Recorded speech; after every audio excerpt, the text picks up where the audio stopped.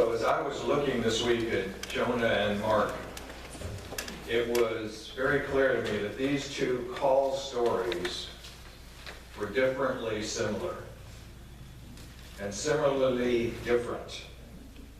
Either way, they belong together for different reasons. It would probably be helpful here to flesh out the story of Jonah because our scripture today begins halfway through the story.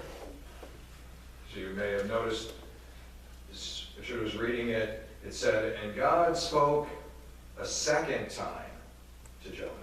Okay, so it's halfway through the story. So the book of Jonah begins with God's call to Jonah to go and preach to the Ninevites. The Ninevites! Nobody liked the Ninevites. Everyone hated the Ninevites. But God wanted Jonah to go and preach to them so that they might turn around and find the grace of God. And Jonah said, no, I don't think so. And so he went down to the dock and he booked a ticket to Spain, which was in the opposite direction.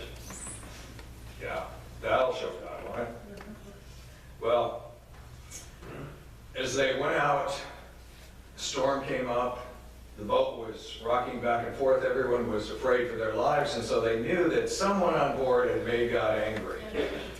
And so they drew lots to figure out who it was. And it was Jonah. So they threw Jonah overboard. Then Jonah was swallowed by a great fish and stayed in there for 3 days. Then it says the fish the fish vomited Jonah upon the shore. But since this is church, we'll go with deposited. Right? You can get that image out of your mind now. So to summarize, Jonah went overboard in his effort to get away from God. He ended up in a whale of a mess. As for the fish swallowing Jonah, it was no problem because Jonah was a minor prophet. That's a little theological humor, you know. I think I learned that somewhere, I'm not sure. When Jonah got to Nineveh, he went to the edge of town, didn't even go all the way in, and he delivered a one-sentence sermon, 5 words in Hebrew. The shortest and worst sermon ever. Basically, he said, turn or burn. Now, that really motivates you, right? Well, Jonah was angry at having to go and preach to these people that he didn't like, and they didn't like him. Jonah kind of reminds me of airline mechanics. Now, for most major airlines, after a flight, the pilot has a little check sheet that goes through and then will put down the problems, and then the flight mechanics will look at that, they'll address the problems, and then they'll make a note about how they address the problems in the document, in the form. So here are some actual, we're told, maintenance problems and solutions recorded. Problem: left inside main tire almost needs replacement. Solution: almost replaced left inside main tire. Jonah wasn't happy. Problem: something loose in cockpit. Solution: something tightened in cockpit. Problem: dead bugs on the windshield. Solution: live bugs on backorder. Problem: autopilot in altitude hold mode produces a 200 foot per minute descent. Solution: cannot reproduce problem on ground. Evidence of a leak on right main landing gear. Evidence removed. Suspected crack in windshield. Suspect you're right. Aircraft handles funny. Aircraft warned to straighten up, fly right, and be serious. Jonah was not happy. Jonah was not happy. And so, to God's call, Jonah sails in the other direction. Now, we look at the disciples in this call story, and we find kind of the opposite, right? Immediately they follow. But if you stay with them for about 3 years, they get to a place where the cross is right before them and they all disappear. When the tough gets going, they book a trip to Spain. For Jesus' call to the fishermen, they were immediately willing to go. At least until something difficult came along. Sometimes that's how it is in our lives of faith. We expect God is going to be there and make everything perfect for us. No, the rose petals will be down and we can go straight through. But there will be times when it gets hard and difficult. Jonah had that time. And he rebelled. The disciples had that time and they fled. You've had that time and you've hidden in any number of ways. I've had that time and I've probably hidden better than you did. That's what it is to be human. That's what it is to be called by God. The call comes and it may be hard, but the call is there nonetheless. In both of those cases with Jonah and the disciples, there is no, here I am, send me stuff. In both cases, you'll notice that the call was not explained. Right? Michael, I've got a call for you. Why don't you go and do this, and I ain't going to tell you why. Don't even ask me. Often with the call of God, it's not explained. Sometimes it might make some sense to us, and sometimes it'll make no sense at all. That's how God's call goes.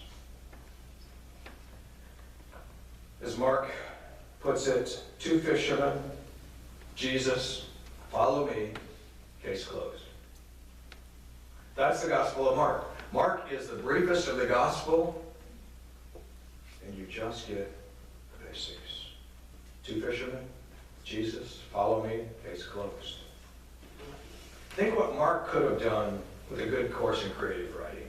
He could have filled it out for us. We could have seen what Jesus' face looked like as he talked to them, what their face looked like in response. We could have seen some of the details, maybe as they left their father's boat, left the job, didn't even punch out, see what the father and mother had to say or think. None of that. No details. And as for Jonah, God simply said, go to Nineveh. Go. Case closed. Sometimes that's how it will be for you in your call. Each day, it may be simply go, do, be. No explanation. The call of God, the call of Jesus, calls for a radical shift in our values and our orientation. Not your own way, but God's way. As someone once put it, you need to take your sticky fingers off the steering wheel. Right? We want to be in control. We want to be in control. I remember back at a time, probably a winter much like this, when I was at Asbury Seminary. Asbury's in Kentucky. They don't get a lot of snow, but on this particular winter, they got a lot of snow. And plows don't really know what to do with snow in Kentucky, so they just made banks wherever they could. And as I came out for class one morning, came out the door and there was this big old bank, and there was a car that had slid into the bank and was at an angle like this. I thought, well, yeah, that's what you would expect in Kentucky, right? Well, I got behind the car and I looked on the bumper and there was a bumper sticker that said, God is my co-pilot. One of the things I regret in my life is not going back and getting my camera and taking a picture of that. But that's how it is so often. For Jonah, God's call was a call to reach out to people he hated. His people hated those people. It's sort of like if you asked Republicans to go and preach to Democrats or Democrats to go and preach to Republicans so that they might find the love and grace of God. I don't want them to find the love and grace of God. Well, that's what Jonah was saying. When Jonah's preaching was successful, what was his spirit? What was the emotion he had? He was upset. He was mad. Jonah shouts at God, I knew this would happen. You got up my hopes by talking about judgment, only to be merciful and forgiving. That's so like you. That's so like you. Following our call is often difficult. It's not safe. A U.S. pilot learned this biblical gospel lesson in a bombing run. In the Vietnam War, he tells of his experience bearing down on a Vietnamese village to drop bombs. Pushing through the clouds, catching a glimpse of a church. Church. He said, it must have been Sunday because I could see a crowd of people entering the church in the village. It was only a glimpse, but I could see it clearly. They were Christians. Nobody ever told me that Vietnam had Christians.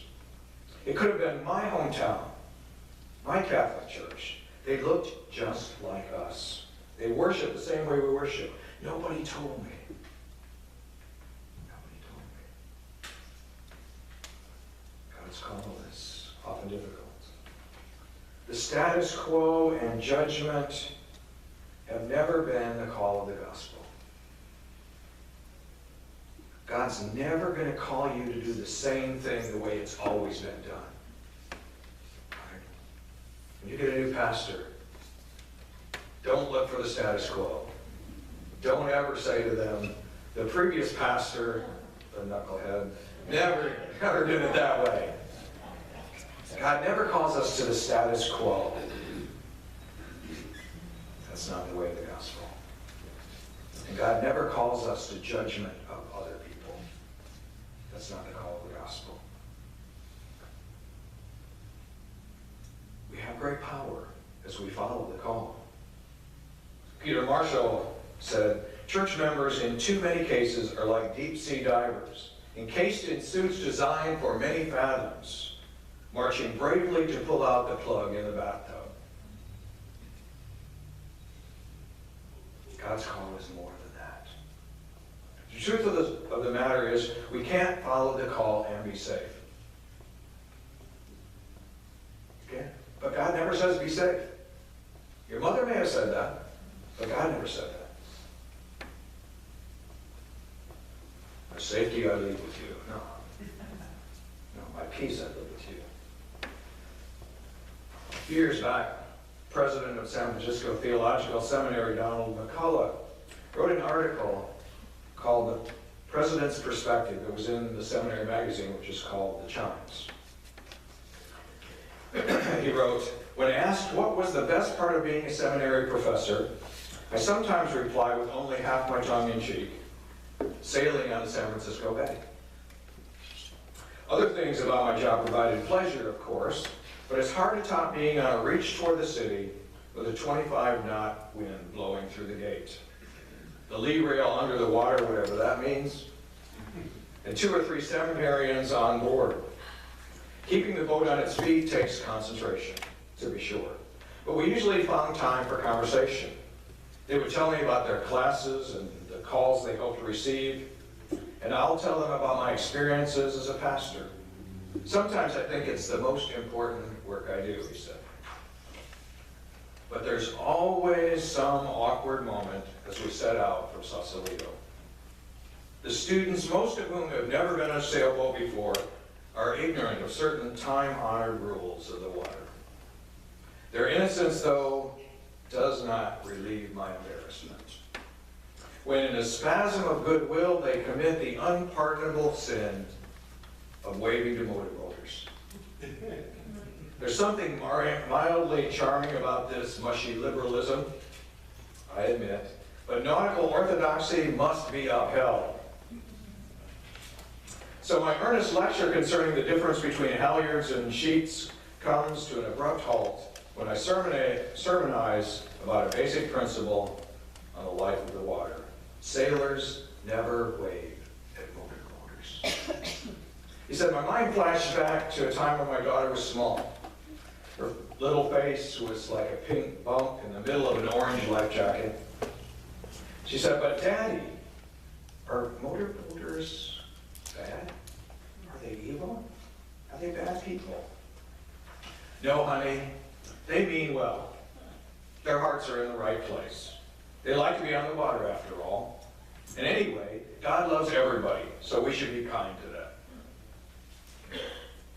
But they're different from us. Their parents probably never gave them wonderful experiences like we're having today. Sitting there perfectly still, enjoying the peaceful calm, hearing the sound of the waves gently lapping against the hull. Do you hear it? You couldn't hear it if you were on a motorboat. No, motorboaters aren't bad, but they're bereft of imagination. They have no poetry in their souls. Oh, watch how close I get. If you want to go fast, get in a car, he says. If you want to smell exhaust, stand behind a bus. But if you want to enjoy the beauty of God's creation, and so on as I try to raise up my child in the way that she should go, hoping that she would not depart from it. But nervous when in time I saw her adolescent eyes longingly follow a sleek craft speeding crudely across the water. This is not a personal matter, mind you. Some of my best friends are motorboaters. It's just that certain standards must be maintained. There's an order to things that ought to be upheld. If today you wave at motorboaters, tomorrow you'll be waving at jet skiers. For goodness sake. And then where would we be? Anarchy on the water. Recently, though, he said, my convictions about this have been troubled in the face of the water, like an outgoing tide meeting an incoming wind. It all started with a dream. Or was it a vision? I'd been working on my boat, applying yet another coat of oil to the teak, and I felt a weariness seize me. I stretched out on my V-berth for a few moments, suddenly found myself in a raging storm. The wind had ripped out the sails, my diesel engine sputtered as it stopped, so I couldn't get back to the marina. Now I had no sails, no engine, and no hope. A 50-knot wind was blowing me toward the rocks of Angel Island and toward certain destruction.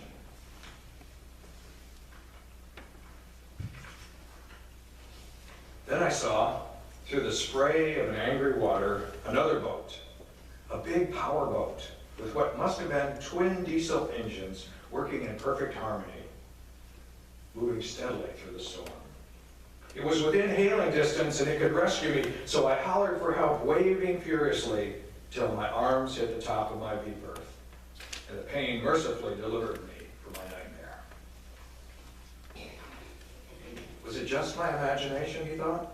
Or did I really hear God say to me, teach your seminarians how to wave at motorboaters? I thought of the storm that seemed to be blowing across the waters, how sailors and motorboaters have nothing to do with each other.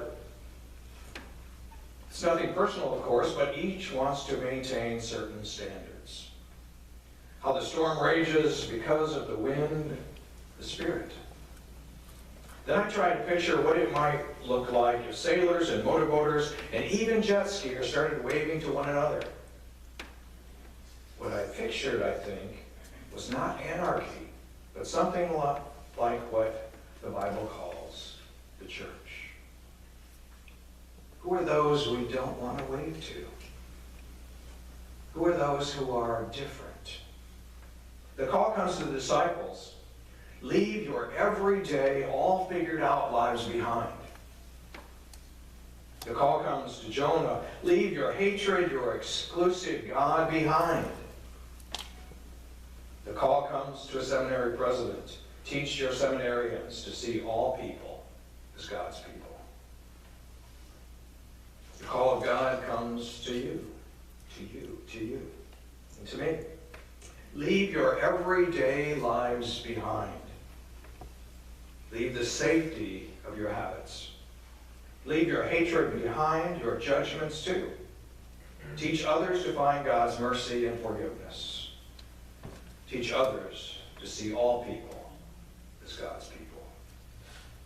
May it be so. Now as we remember, I'm sorry.